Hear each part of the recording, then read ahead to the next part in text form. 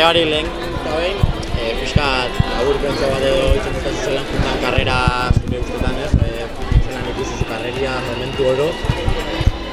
Bai, bueno, azkenen karrera espero genuen bezala junda ez, azkenen iesaldi handi bat junda, Aimar sartu dugu hor, eta azkenen horrek lasaitasun asko eman digu. Eta bueno, aurrek urten ja junginan Kirtenberra unratikan eskapatu nintzen, eta aurten kriston suerte aukez, kimetzetan oso ondo mugitu geha, eta azkenen berak kriston lan egin do, eta aldak ere oso ondo jolastu dugu danak, zazpirak, eta bueno, azkenen Kirtenberren eskapauta sartu geha, eta gero atagoiti berak aia dana juntatu geha, eta hor 15 pertsona edo geren.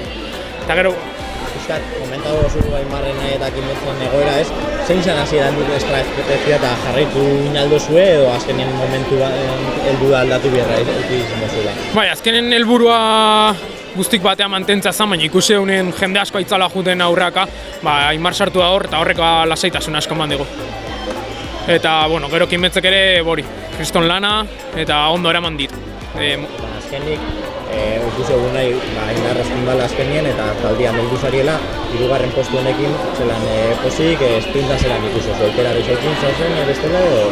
Ez, bueno, azkenen atagoitin gora ja 15-20ko taldetxoa gerenen eta 5 lagoraltzeren hor ja bagenekin ez zola asko egiteik ez, azkenen taktikoki olako portu baten ez da bezerriteik talde batek 5 ditunen eta gero Dominguezen gurpi hartuet, pentsando lehenago joko zola, bukaran jo eta azken ja unai ez dugu harrapu. Eta gero kurban ondo sartu naiz eta espringen gustora. 3. ondo.